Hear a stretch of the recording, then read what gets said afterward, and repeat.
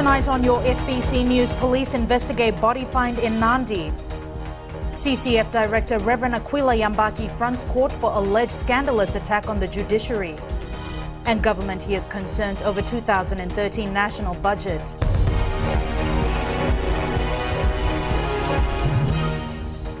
But first tonight, our Sevens Warriors are all set for their first match of the Dubai Sevens. Fiji plays Spain in a little less than an hour in what's now seen as a mission to end the winless drought in the deserts. FBC Sports spoke to team management this afternoon. All get up. We had a devotion last night with a digital presentation, which was given by our advisor to the AU, Mr. Robin Mayer. And everything is going well. The team is injury-free. The morale is high, and we're all looking forward to our first game against Spain. That game is at 10 to 7 tonight, and we will have more on the Dubai Sevens in our sports segment later in the bulletin. 5 men are in police custody for allegedly murdering a 21-year-old man in Nandi last night. Police say the youngest of the 5 is a 17-year-old who has been arrested for his involvement. Christopher Chand reports. The victim was found unconscious at this spot. He had been drinking at this nightclub when it's alleged he got into a fight. He followed one of the accused down the street, where it's believed the 5 men assaulted him. According to investigators, the youngest was a 17-year-old, and the oldest was about a 23-year-old. They're currently still in custody at the Nandi police station. While police investigations continue, what's shocking is that people as young as 17 are being involved in cases like this. The allegations here that they were arguing over a packet of cigarettes. It seems really something, mundane for them to be fighting over, and unfortunately has led to a person's life being lost. This incident has been described as a typical party gone wrong, and the advice from police is not new.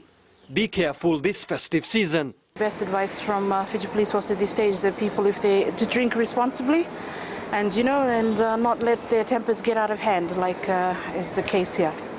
Anyone would agree that this is a sad ending to what probably was a happy night out for the victim. And what's more worrying is that a person's life has been reduced to the worth of a pack of cigarettes. Christopher Chand, FBC News. 3 people are now dead after the rental car they were traveling in collided with a bus in Ba this afternoon. Police spokesperson Ananai Soro says the bus belonging to Akbar Bus Company was traveling towards Lautoka when it collided with the rental car that was heading towards Ba town.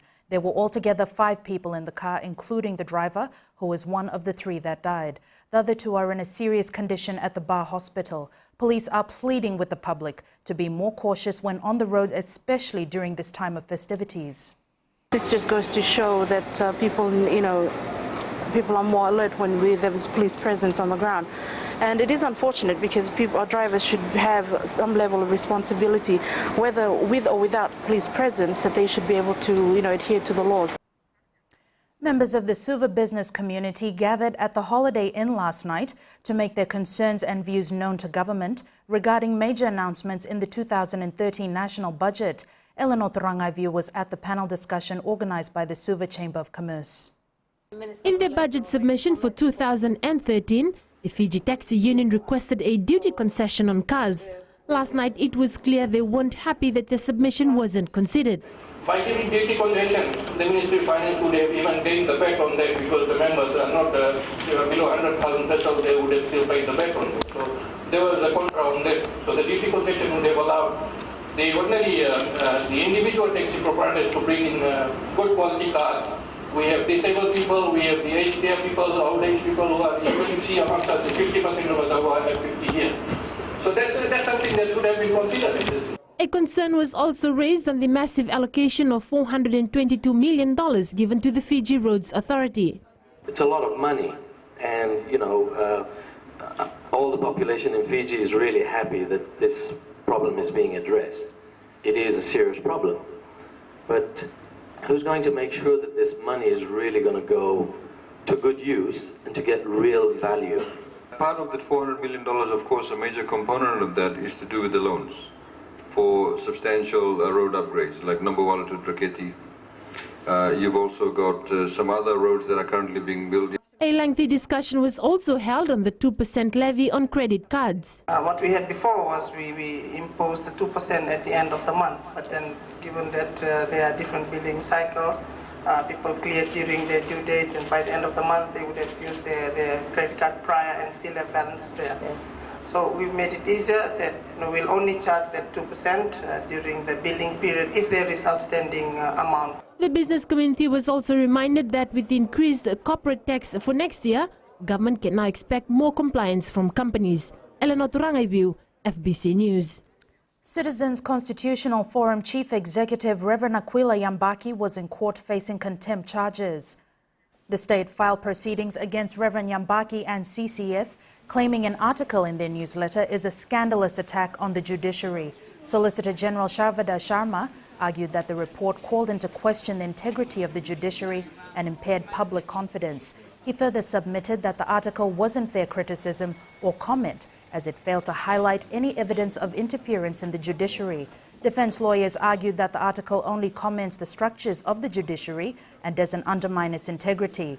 The NGO also argues that no judge has been named in the article, which was a summary of an overseas report on the Fiji judiciary. Judge Justice William Calancini will deliver his ruling on notice, including an application to recuse himself from the case. The Fiji Police Force is reminding parents and guardians of the importance of safety of children this festive season. Police spokesperson Ananai Soro says, while it is a time to enjoy, the onus is on parents and guardians to ensure their children are safe. The Fiji Police Force has sent out an advisory that children must be well looked after during the school break. Times have changed. Both parents now have to work, and we understand that.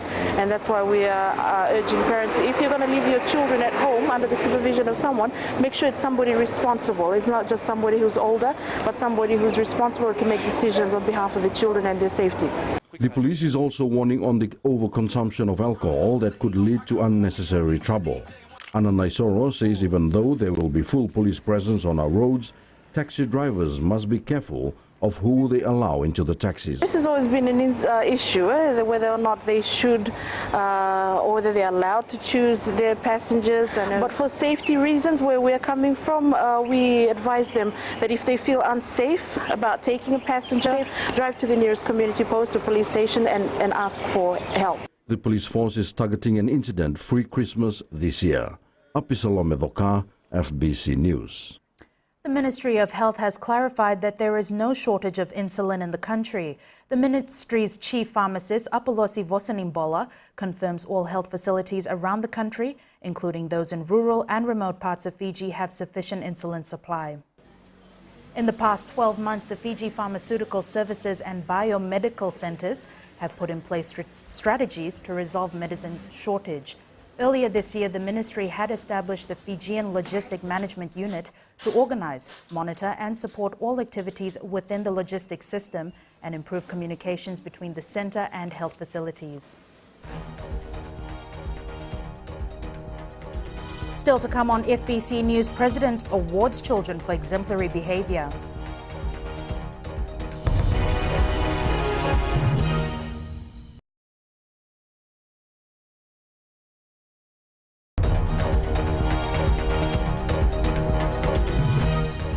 Welcome back. You're watching FBC News. The Education Minister Filipe Mbole is on medical leave. This has been confirmed by the government this evening. New Zealand media report that Mbole, 76, is receiving medical treatment at a hospital in New Zealand. It has been reported that a spokeswoman for New Zealand Foreign Minister Murray McCully confirmed the smart sanctions imposed since the 2006 coup had been lifted for Mbole on humanitarian grounds. The sanctions ban people associated with the government and their families from entering New Zealand. Only a month remains for Water Authority of Fiji customers who would like to apply for assistance in settling their arrears. The Water Authority of Fiji has called on customers to act now as applications close on the 31st of next month. Government has assisted in the waiving of $13.4 million in water bill arrears with WAF. WAF has reiterated that they will only accept applications of those who have arrears because of leakage, long period of underestimated usage, and those that didn't receive bills after their meter connection. 7 children between the ages of 6 and 17 were today rewarded for their contribution towards their communities. The President Ratu Epeli Nailatikau presented the awards at Government House today. Ritika Pratap reports. The second Children's Award was held at the Government House today, and the President Ratu Epeli Nailatikau gave his assurances children will always have a special place in Fiji. Ratu Epeli hailed the awards, saying it's a symbol of progress for Fiji and signifies that Fiji recognizes and values its children. The Children's Awards program has brought an additional dimension to Fiji in that it has shifted the focus from the rights of the children to acknowledging and rewarding children who have made outstanding contributions to society. The awards was initiated by Vision Fiji, an NGO made up of a small group of women. FBC News caught up with the children while they were on a visit to Broadcasting House today. It's a very great achievement for me, and I felt as if I was on top of the world because this is no ordinary achievement, because this chance is given to a few. The reason I took this award was because I was the only one who looked after my parents, since both of them are bedridden. Waisia Wola was awarded for his bravery, saving 2 children from a fire. It's the first time in my life I've ever seen a fire. I just used to hear and I've imagined it, but that's the first time in my life to see a real fire. They both crying and crying for help. They were on the window, punching the window, but they're too small and they can't break the law. I was given the award because I found a purse while walking on the road. I told my dad about it, and we discovered the purse contained $600. My dad then told me to give the purse to the police. The Fiji Children's Awards happens every year, rewarding children like these that have been described by the President as extraordinary. Ritika Pratap, FBC News. Fiji will soon have mobile applications that are designed locally. More than 300 participants from Fiji and other countries build applications relevant to the Pacific during the week-long Youth Tech Camp workshop, which ends today. Coordinators of the Youth Tech Camp workshop have hailed it a success. All designed applications will be up for sale soon. Some of the challenges that we've had to face is we've had to go out to gather content, and this content that we are gathering for my group, we are producing what's on sale app. So we needed content that were copyright, that had copyright, with the supermarkets. So we've had to face the challenges. And so there's been a big emphasis on the kinds of content that is most relevant to the environment and the communities that we live in. Sports time, and look who's back after taking a well-deserved break for a few days. Jamie, you're back in time for the Dubai Sevens. Yes, Jackie, it's good to be back, and even better to start it off with the Dubai Sevens. We'll have the final build-up to that after the break. Also tonight, sports being used as an empowerment tool for women. Stay with us for that and more.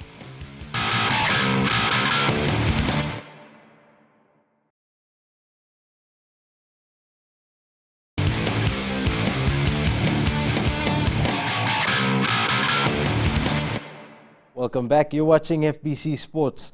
As mentioned earlier, the Fiji Sevens team is getting ready to play Spain in its opening encounter in Dubai.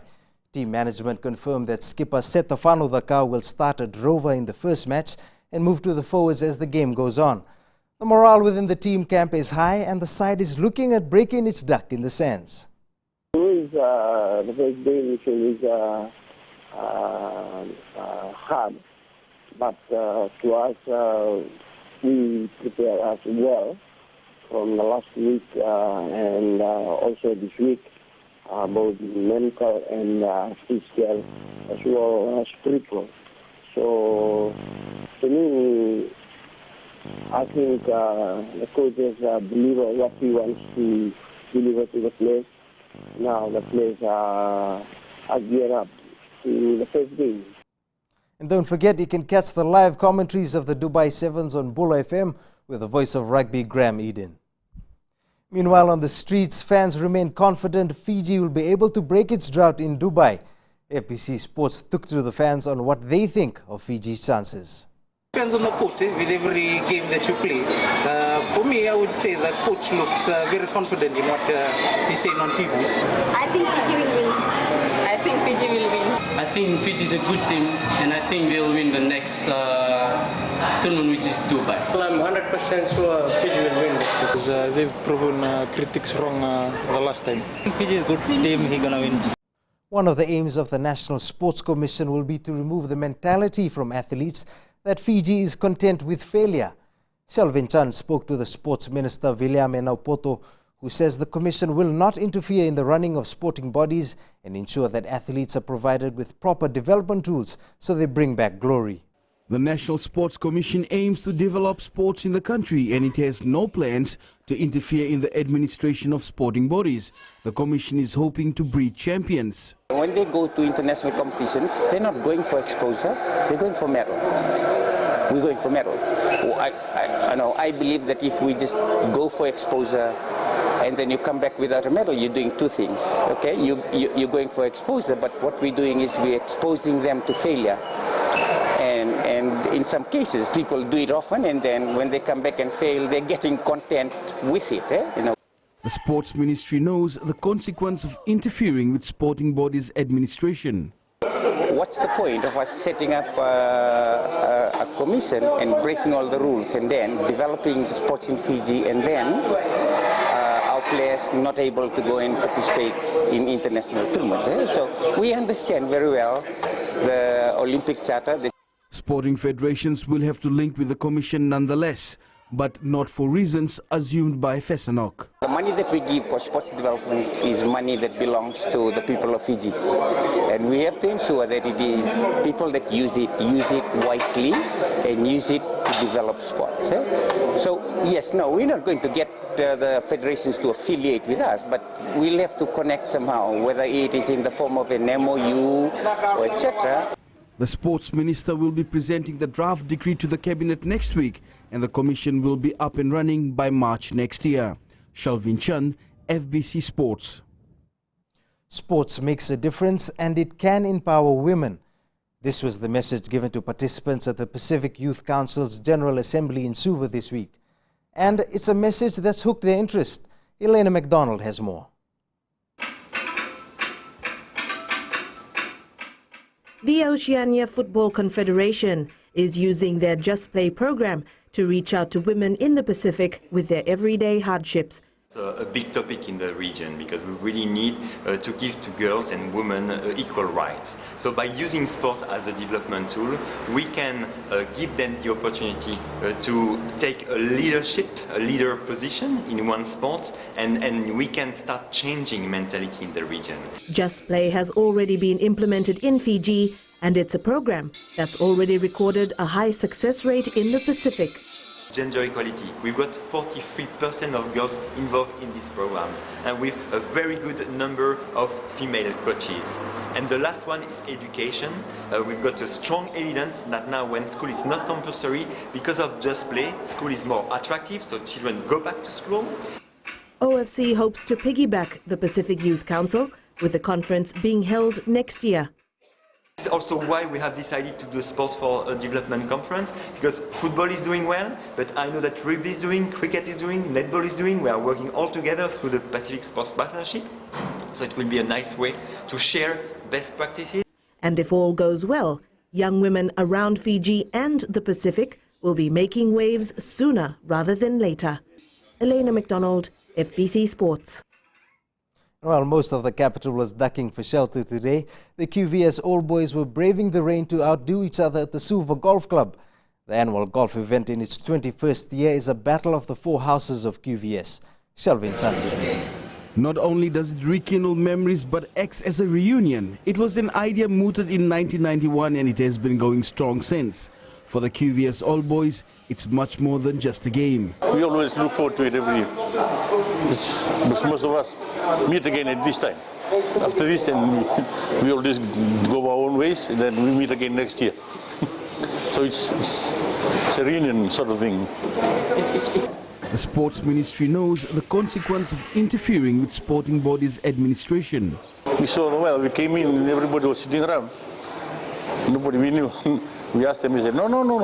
let's go ahead to the tournament. So we saw the numbers, okay, we'll play.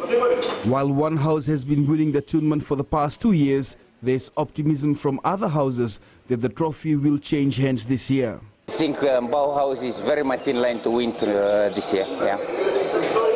You say that with much confidence? I certainly do. I think we're doing very well. So I think the other houses better watch out. Bau is going to win. The QVS All Boys are hoping to make the tournament bigger every year and are hoping to attract younger members of the fraternity. This, they believe, will help in the growth of the sport. Shalvin Chan, FBC Sports. And before I go, don't forget we have all the best sports action straight after the news. You can catch the best international football action and the replay of the Western Chow Games. Enjoy your sporting weekend, and yes, go Fiji go!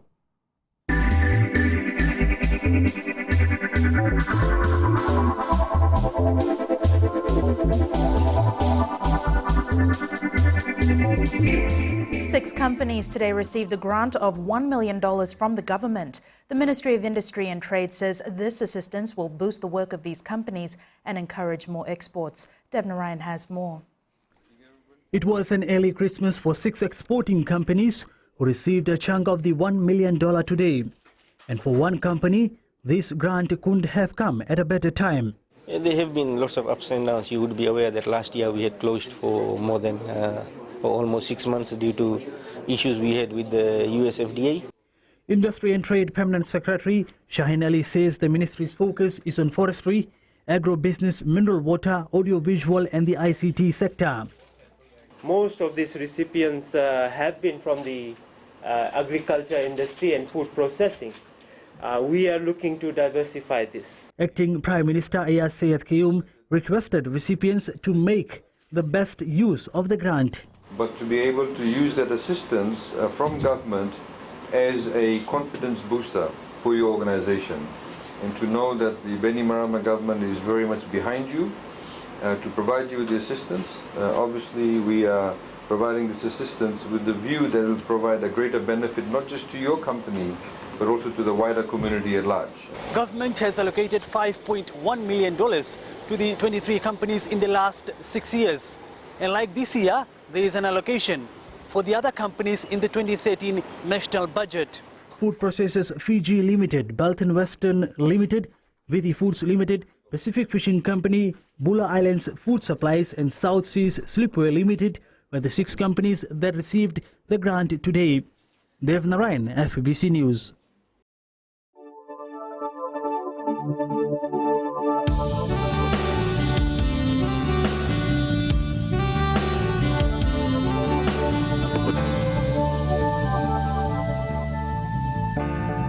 And Genevieve joins us with the latest weather update. Thank goodness it's Friday. As predicted yesterday, it was a rainy one for the whole of Fiji today. And with all that rain, it was no surprise that the capital was the coolest yet again, recording a temperature of 27 degrees. But not surprisingly, was the hottest with 31. Not much change is expected for tomorrow's weather, although rain should start easing from tomorrow afternoon. However, predictions are that rain should pick up again during the weekend, and mariners, you are being warned, do not risk it and play hero. Seas may get rough with poor visibility in areas of heavy rain. Thanks so much for that, Genevieve. And that's your FBC News for tonight. But before we go, 5 men, including a teenager, are in custody for the alleged murder of a 21-year-old whose body was found in Nandi last night. 3 people dead, while 3 others are in hospital following a road accident in Bart this afternoon. And our Sevens Warriors are all set to bring home the Dubai Sevens title for the first time in 13 years. To our opinion poll now, should the All Blacks play test matches against Fiji? To answer, visit www.fbc.com.fj. Newsworthy pictures and videos can be sent to us. The email address is citizenseyes@fbc.com.fj.